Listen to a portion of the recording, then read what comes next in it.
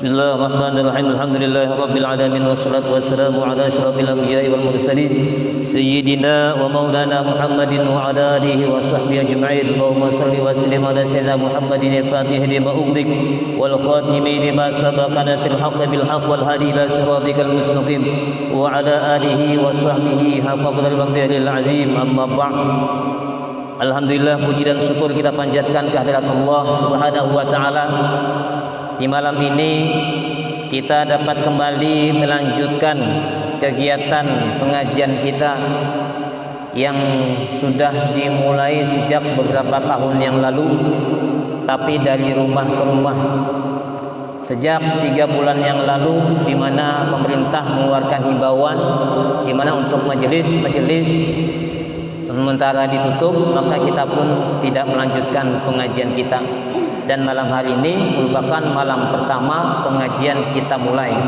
Biasanya pengajian kita lakukan dari rumah ke rumah pada malam Sabtu setelah sholat Isya. Tapi berhubung masih suasana COVID-19, pengajian kita alihkan ke masjid dan jadwalnya kita rubah ke malam Sabtu setelah sholat maghrib. Malam ini kita membahas tentang bab ilmu, karena kita pertama kali memulai pada hari ini pengajian kita. Mudah-mudahan dengan membahas bab ilmu ini semakin meningkatkan kecintaan kita untuk senantiasa menuntut ilmu, untuk mempelajari ilmu agama. Diambil dari kitab Irsyadul Ibad karangan Zainuddin Al-Malabari.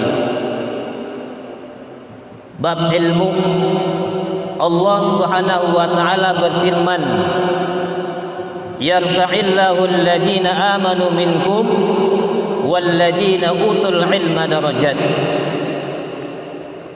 Artinya Allah Subhanahu wa taala akan meninggikan orang-orang yang beriman di antara orang-orang yang diberi ilmu pengetahuan beberapa derajat. Quran surah Al-Mujadalah ayat 58. Ini Allah yang mengatakan bahwa orang-orang yang beriman di antara kalian yang memiliki ilmu itu Allah yang angkat derajatnya. Kalau di sisi Allah jelas nyata.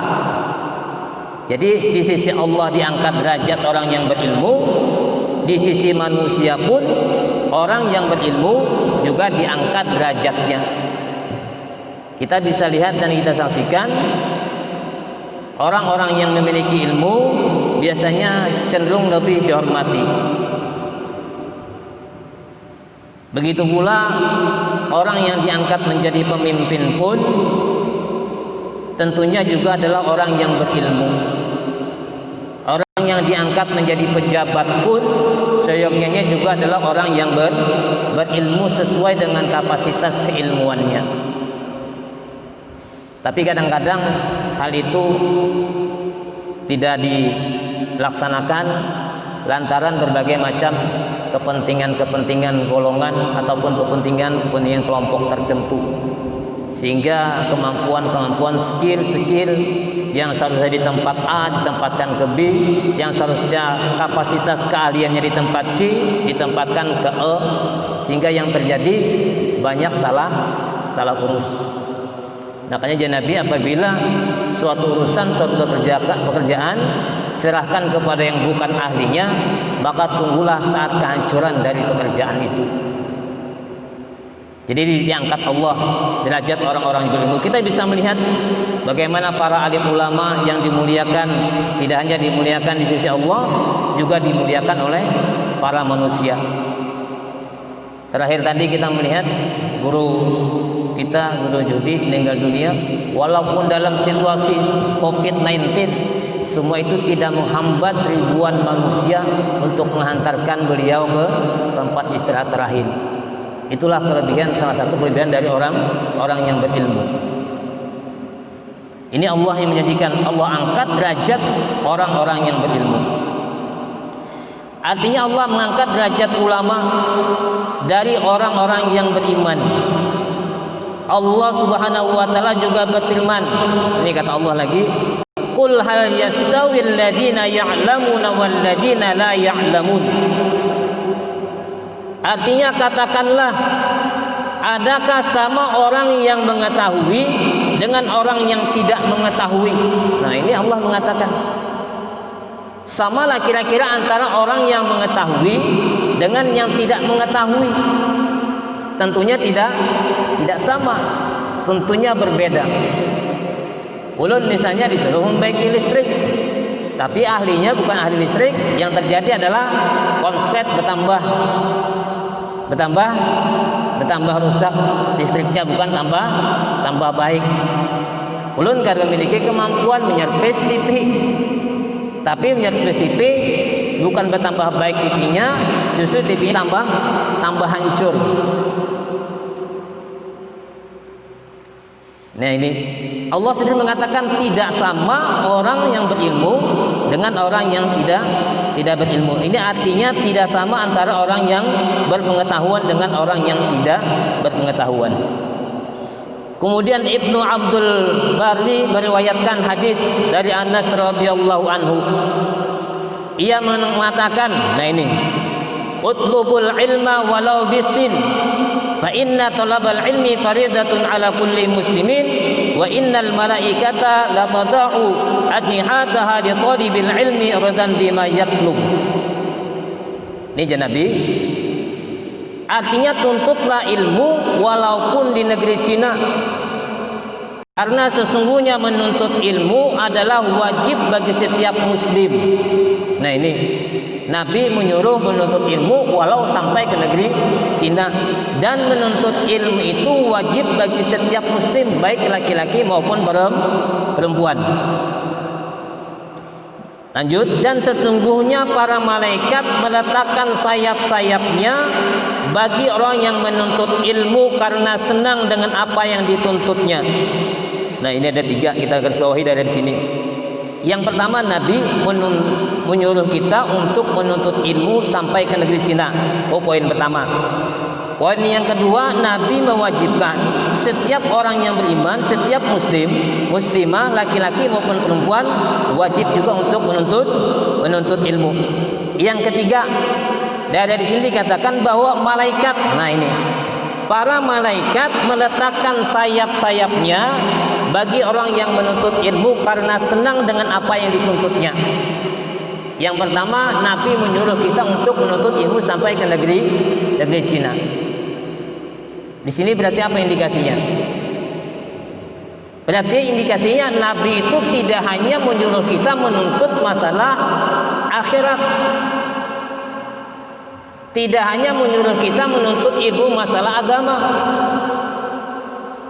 tapi Nabi juga mengisyaratkan menuntut ilmu sampai ke negeri Cina, berarti ilmu di luar agama pun juga harus kita kuasai. Kenapa Nabi menyuruh menuntut ilmu ke negeri Cina? Karena menurut riwayat pada waktu itu di Cina itu sedang maju-majunya ilmu kedokteran, ilmu pengobatan. Nah, di situ. Sehingga Nabi menyuruh menuntut ilmu. Kita bayangkan aja kalau kita umat Islam ini, umat Islam hanya terfokus mempelajari ilmu agama, ilmu fikih, ilmu tasawuf, ilmu tauhid, atau misalnya tasawuf aja, tasawuf, fikihnya kada, tauhidnya kada, akhirnya kada sing sembahyangan lagi. Nah, itu tasawuf ya. Kadang mau lagi ke masjid tarawih gini, fikih kada, tauhid kerja, yang lainnya tasawuf. Sementara cara berwudu, cara sembahyang tidak tahu bagaimana caranya. Itu banyak terjadi itu. Tapi di wadah kita kadang kalau gitu. Nah, mungkin di kabupaten lain. Waktu ulun dulu masih kuliah, kebetulan melakukan kuliah kerja nyata. Nah, waktu itu banyak menemukan hal-hal yang seperti itu. Wah, pokoknya masyarakat kita nih bilangnya mendengar kajian masalah ilmu kebatinan. Wah, itu ilmu kebatinan. Kok tujuannya itunya? banyak nang tujuh tapi ilmu fikih kada paham. Ini banyak kada sing sembahyangan dasarnya kededah hendak meloncat yang lebih tinggi. Marifat aja kalian tu jangan marifat sementara sembahyang kada digawi. Subuh malandau, zuhur begawi kada ingat sembahyang. Marifat. Nah ini Nabi menyuruh belajar sampai ke negeri Cina. Coba kita bayangkan, kalau seandainya kita nih umat Islam tidak mempelajari ilmu masalah-masalah yang di luar ilmu agama, yang terjadi apa? Yang terjadi kita sekarang bisa merasakan ketika ada yang mengatakan tidak boleh berbicara masalah politik di masjid, tidak boleh berbicara masalah kriteria pemimpin di masjid. Padahal kriteria kepemimpinan, masalah politik itu juga bagian dari ajaran Islam. Akhirnya kita buta politik, yang menguasai politik adalah orang-orang sebelah. Akhirnya kepentingan umat Islam pun dikesampingkan. Kalau seperti itu, ulama aja kada boleh berpolitik, guru-guru agama kada boleh berpolitik, kada boleh ke Senayan. Akhirnya yang menguasai orang-orang yang tadi tidak punya keimanan yang kuat, akhirnya umpat larut. Makanya termasuk yang tidak sepakat kalau seandainya ulama itu dilarang untuk terjun ke dunia politik. Kalau seandainya sidin duduk juga tuh kadang mampu berbuat dua, minimal mengurangi orang-orang jahat yang ada di parlemen DPR. Misalnya 100 yang duduk, ulama 30, minimal 30 itu kaum rem yang 70. Kadang-kadang itu bang dah, kadang-kadang susah. Lanjut aja gini, kadang alih. Kemudian tadi sampai ke negeri Cina, berarti ini mendikasikan Nabi juga menyuruh menuntut ilmu walaupun tidak hanya sebatas ilmu agama sampai ke negeri Cina. Kemudian yang selanjutnya wajib, nah ini wajib menuntut ilmu. Laki-laki, perempuan yang tuha kan tetap wajib menuntut ilmu. Yang ketiga, hadis ini dikatakan bahwa malaikat membentangkan sayapnya terhadap orang yang menuntut ilmu. Artinya apa? Artinya malaikat mendoakan orang-orang yang menuntut ilmu ini, semoga Allah Subhanahu wa taala menurunkan rahmat bagi orang yang duduk di majelis taklim. Semoga Allah Subhanahu wa taala mengampuni dosa-dosa orang yang menuntut ilmu. Lanjut. Kemudian dari riwayat dari Ad-Dalaimi yang diterima dari Ibnu Abbas radhiyallahu anhuma mengatakan, "Talabul ilmi sa'atun khairun min qiyamil lailatin wa talabul ilmi yauma khairun min siyam salasati ashhur." Ini Nabi mengatakan menuntut ilmu sesaat. Nah, ini sesaat nih. Menuntut ilmu sesaat, bisa jadi kita sekarang ini termasuk dalam kategori orang yang menuntut ilmu sesaat. Menuntut ilmu sesaat adalah lebih baik daripada beribadah satu malam.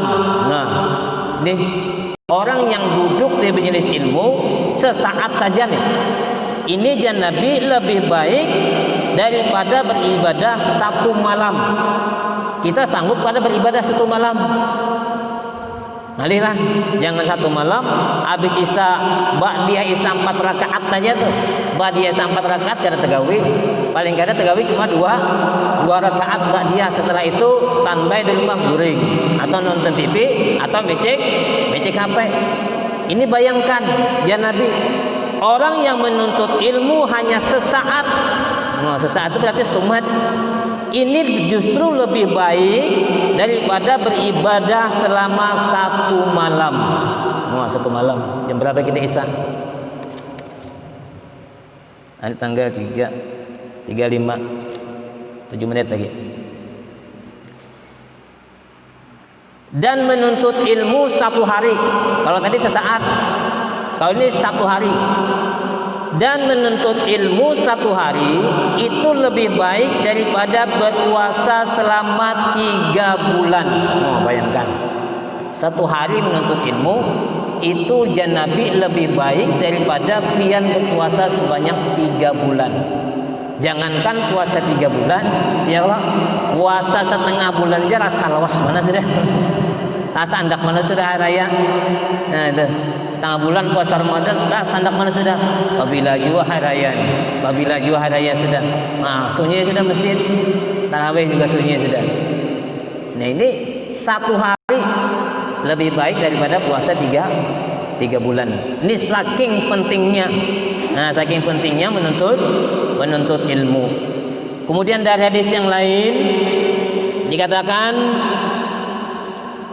At-Tirmidzi meriwayatkan hadis dari Sakhirah, man talabal ilma kana kafaratan lima madha. Artinya siapa yang menuntut ilmu, maka menuntut ilmu itu akan menjadi kafarat, akan menjadi penebus dosa-dosanya di masa yang lalu. Nah ini, jadi orang yang menuntut ilmu diampuni oleh Allah Subhanahu wa taala dosa-dosa masa lalu. Ini Nabi yang mengatakan dalam kitab Irsyadul Ibad. Lanjut aja gini. Kemudian lagi dari Asy-Syairazi meriwayatkan hadis dari Aisyah radhiyallahu anha, man intaqala yata'allama ilman ghufirahu qabla an yakhtu. Siapa yang berpindah tempat demi menuntut ilmu, maka diampuni baginya sebelum ia melangkah. Nah ini, orang yang berpindah dari satu tempat ke tempat yang lain tujuannya untuk menuntut ilmu, dan Nabi sebelum ia melangkah maka dosa-dosanya sudah diampuni. Misalnya ulun habis sekolah misalnya kan, aliyah niat ke Banjarmasin untuk menuntut ilmu, ya kalau. Nah sebelum kaki ulun ini melangkah, itu dosa-dosa sudah diampuni. Ini kekanakan yang hendak balik ke pondok pesantren, ya kan? Sebelum dia melangkahkan kakinya, berarti kan pindah nih dari satu tempat ke tempat yang lain. Sebelum kakinya melangkahkan, maka dosa-dosanya diampuni oleh Allah. Kemudian lagi dari Ibnu Asakir dan Ad-Dalami meriwayatkan hadis dari Ibnu Abbas radhiyallahu anhuma, khubbira Sulaiman alaihi salam bainal mal wal mulki wal ilmi fa ikhtara al ilma wa u'tiya al mulka wal mal li ikhtiyarihi al ilma. Artinya Nabi Sulaiman disuruh memilih. Nah ini masalah kisah Nabi Sulaiman. Nabi Sulaiman disuruh memilih. Satu, sidin disuruh memilih harta. Kemudian yang kedua disuruh memilih kerajaan. Yang ketiga disuruh memilih ilmu. Nah berarti ini apa? Berarti Nabi Sulaiman disuruh memilih kekayaan dunia, ataukah hendak kekuasaan, ataukah hendak ilmu. Nah 3 pilihan Nabi Sulaiman. Maka beliau memilih ilmu. Jadi Nabi Sulaiman dipilih 3, harta kah, hendak duit kah, hendak jabatan kah, hendak ilmu kah. Kalau kita pilih yang mana kira-kira? Yang nyatanya sudah dapat duit ya, yang nyatanya sudah dapat jabatan. Nah ini Nabi Sulaiman tidak. Nabi Sulaiman justru sidin memilih ilmu. Misalnya nih, ulun ditawari, ikam hendak sekolah S2 kah, S3 kah, atau hendak tanah sekapling kah, atau hendak naik jabatan jadi kepala sekolah kah misalnya. Nah, iya kan? Kalau secara praktis mungkin, wah yang nyata aja sudah didapat, pilih jadi kepala sekolah aja. Berarti memilih jabatan. Kalau Nabi Sulaiman tidak memilih jabatan, tidak memilih pangkat, tapi sidin memilih ilmu. Lanjut. Karenanya ia diberikan pula kerajaan dan harta. Nah, akibat memilih ilmu tadi, Nabi Sulaiman ternyata belakang-belakangnya selanjutnya justru harta dan jabatan itu juga diberikan oleh Allah. Diberi ilmu, sidin beri ilmu, jabatan ikut didapatkan, dan kekayaan pun juga didapatkan. Kalau seandainya memilih kekayaan, bisa jadi kekayaannya habis, jabatannya akan dapat, ilmunya hilang atau akan dapat juga.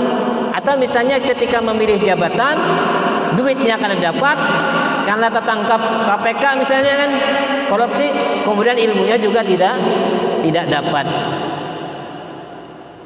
Maka beliau memilih ilmu, karenanya ia diberikan pula kerajaan dan harta. Satu hadis lagi. Kemudian At-Tabrani meriwayatkan hadis dari Abu Umamah radhiyallahu anhu, ayyuma nashin nas'a fi talabil ilmi wal ibadati hatta yaqbud a'tahu Allahu yaumal qiyamah thawaba 72 siddiqa. Artinya siapa yang tumbuh dewasa di dalam menuntut ilmu. Nah, siapa yang tumbuh dewasa dalam menuntut ilmu, berarti orang ini bergelut dalam masalah keilmuan. Apakah memondok di pesantren, apakah mengaji duduk, apakah ketujuh menghadiri majelis ilmu atau majelis taklim, dan beribadah sehingga ia menjadi tahu niscaya Allah akan mengaruniakannya pahala 70 orang yang siddiq. Pahalanya orang ini ketujuh di majelis taklim, ketujuh duduk di majelis ilmu, bergelut dengan masalah keilmuan. Ternyata Allah memberikan pahala dengan setara dengan orang yang siddiq sebanyak 70 orang. Cukuplah. Insyaallah nanti minggu depan kita lanjutkan pengajian kita.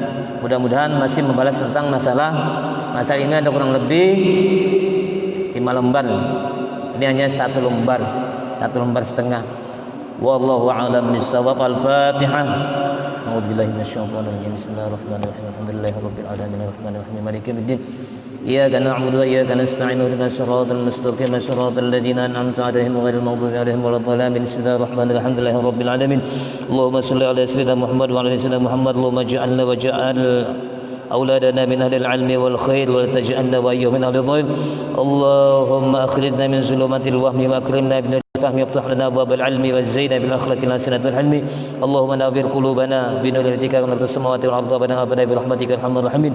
بفضل سبحان ربك رب العزة عما يصفون سلام على المرسلين الحمد لله رب العالمين. Insyaallah minggu depan kita baca Ratibul Hadat saja, dilanjutkan dengan pengajiannya, tapi ditambah dengan hijab bahar sehingga waktu pengajiannya sedikit.